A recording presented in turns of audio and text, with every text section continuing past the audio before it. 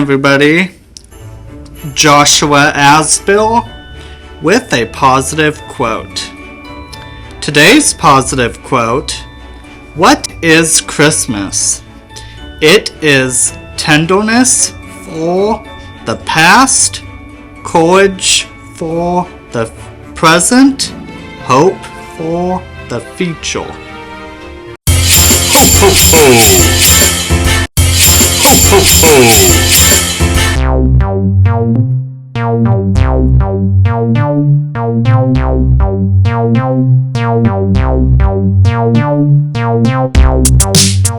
Good morning, everybody. It's Monday the 12th, on a 12th month. So we're at 12/12/2022. Lots of twos. Oh, well, anyway, look, we're getting so close to Christmas. Technically, by this afternoon, we're 12 and a half days away. Oh, today we could start. Today would be on the first day of Christmas. No. Never mind. Anyway, it's 12 days, 12 and a half days. Let's call it 13. Maybe we'll start tomorrow. Till Christmas. I got things set up today.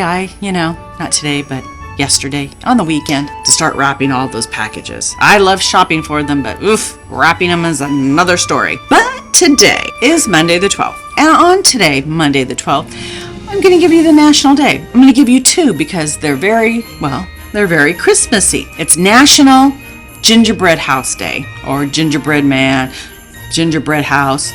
When I was in Disneyland, they make a gingerbread man. Oh, it's to die for. It is so good. And I didn't get one because you got to order it on your mobile app. And when I got in the park early in the morning, they were already all gobbled up for the whole day.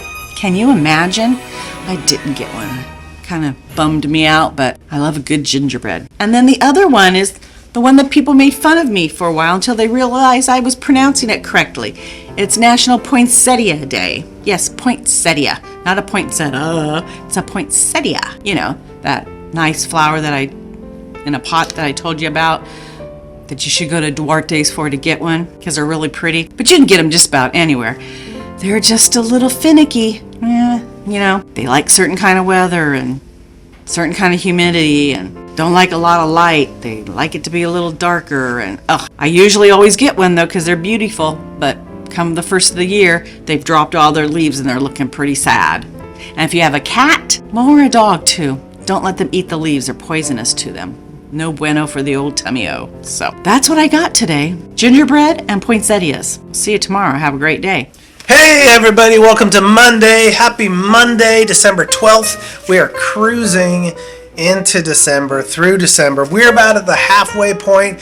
We are at the point where we have to do our 12 Days of Christmas, right? We did the 12 Days of Christmas song a couple of years ago. We will play that for you tomorrow, so you'll see that on Music Tuesday, our 12 Days of Christmas. But I started thinking about it. I was like, okay, I gotta count every year back from Christmas, 12 days prior to Christmas, because that's what it means, right? The 12 days of Christmas, the 12 days until Christmas. No, no, that's not what it means. I didn't believe it. I looked it up. I needed to count, and I realized I did not know what the 12 days of Christmas really meant. What it was about. Where did it come from? So I had to do a deep dive on it. Ready? Here we go. The 12 Days of Christmas is not actually the 12 days leading up to Christmas.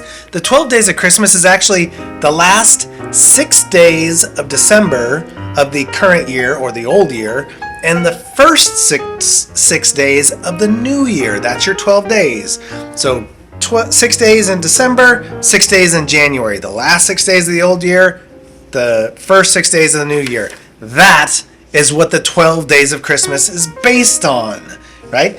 So I was thinking to myself, well, how did this come to be? Well, it's based on the biblical story of, when Christ was born and all that kind of stuff. But more importantly, whatever, whether it's more important or not, the first origins of this song actually came out in a children's book in the year 1780. 1780, a long time ago. It was in a children's book. It was adapted from the children's book by singers.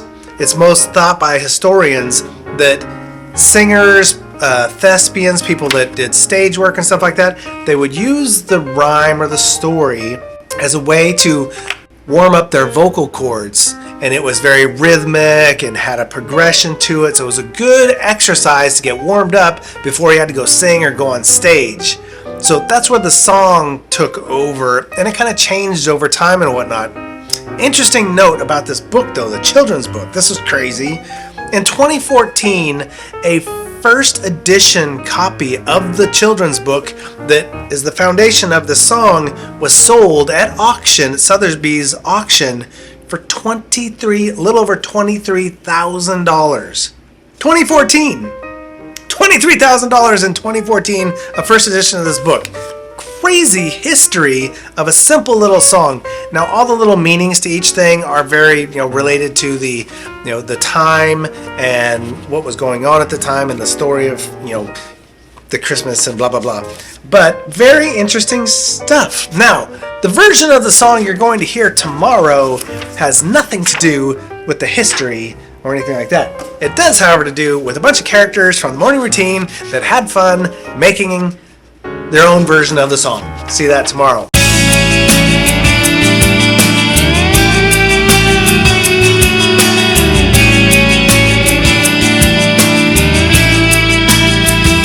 Hey guys, how you doing? I hope we're all doing well. It is Monday, November 12th. Sorry, I almost said the 11th. I hope you guys are enjoying this little Stanislaus County history. Thank you, Mr. Ray, for filling in last week and getting that Monday video out there. And today we're going to go back in the bearded past with Zach. We're going to check out a little bit more of the history of Stanislaus County / Modesto, and all the towns around here in this area. And I thought one of the things that Ray brought up last week was really good. One of the first buildings in Modesto, and I think it's cool that that building, still has some it's still around basically. And I also wanted to bring up another bit prior to this first building. So in the early times, Modesto, just so you know, it really did look like a movie set. So any of you guys who've ever seen a Western movie, that's pretty much what Modesto looked like, Had the small town, the horse and buggy, the carriages, the little places to tie up your horses. And, it was started on a 1 mile square section purchased in 1870 by a financial corporation, which was part of the railroad. Now remember, when the railroad was coming through, that's exactly how a lot of towns started, you guys, just so you know. When the railroads were like the big railroad, where's David Green when I need him? When the railroad was built cross country, they were doing the same thing. The railroads owned so much land around, where the tracks were, and so they would sell these off, these companies. And so originally called Modesto Village, it was on a high, dry ground. It was 3/4 of a mile north of the Tuolumne River, in the midst of a treeless plain. Amongst the first settlers were former residents of nearby towns, such as Paradise, Tuolumne City. They put up their frame buildings on wheels or rollers and moved to a new town. So they took their frames and they took their houses and literally just moved them to a new town. Up above, and we're going to show this picture here in just a moment, you're going to see is an 1873 photograph shows Front Street, later called 9th Street, between H and J Streets. Among the attractions were R. Gilbert's Cheat Store, Photography Studio, William Trega's Saloon, several other saloons, and the train station was nearby on the left out of camera range. So, it's just really fun. Also, too, there was a lot of West towns had Chinese towns, Chinese districts.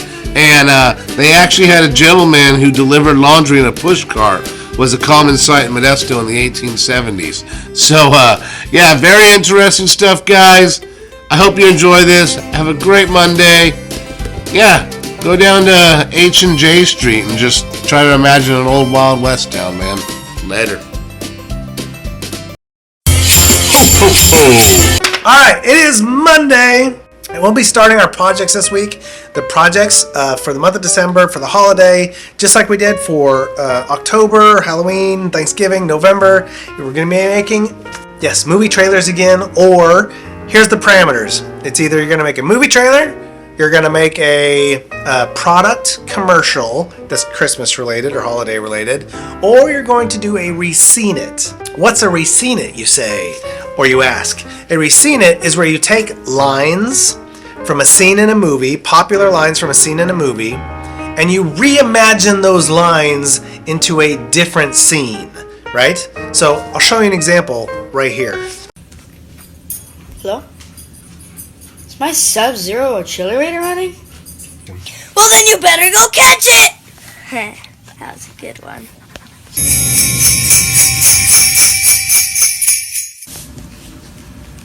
I came to invite you to be the holiday cheermeister. Holiday who be whatty? Martha May, who will be there. Oh, she will be. She'll be on me like flies on a flat-faced foodle horse. So will you come? Oh, all right. All right, you're a reindeer. Here's your motivation. Your name is Rudolph. You're a freak with a red nose, and nobody likes you. Then, one day, Santa needs you, and you save Christmas. Okay, scratch that part. We'll improvise. Just keep it a little loosey-goosey. No, scratch that. You hate Christmas, and you're gonna steal it. Saving Christmas was a lousy ending. Waiting commercial. Action! Brilliant! You reject your own nose because it represents the glitter of commercialism. Why didn't I think of that? Cut, print, check the site, move it on. Yeah, very good, very straightforward. It's simple. You just take the lines and you put them in a different scenario, so it's fun. Now those can be really, really short. So our limit again is 5 minutes, but if you do Rescene It's, it doesn't have to be a 5-minute scene. It can be multiple Rescene It's strung together. You can have some fun with it that way. Or a product commercial doesn't have to be 5 minutes, but it can be a little bit longer, a little bit shorter. And then a trailer, of course, is, whatever the trailer is. So, you guys are having fun. We're going to get that squared away and get that started this week. Otherwise, have a great Monday, everybody. Facebook Live, 1 o'clock. We'll do some positivity, holiday-related positivity stuff, which is always fun and cool. A lot of cool stuff coming up over the next couple of weeks. We're going to have a good time this time of year as we cruise into the new year and get ready to start wrapping up this year. It's been a tough, long one, but it's been good and fun, and we're ready to move on into another year. But let's have fun with the holidays. Have a great Monday, everybody. For the morning routine, we'll see you tomorrow. We get to see our 12 days of Christmas. Yeah, tomorrow.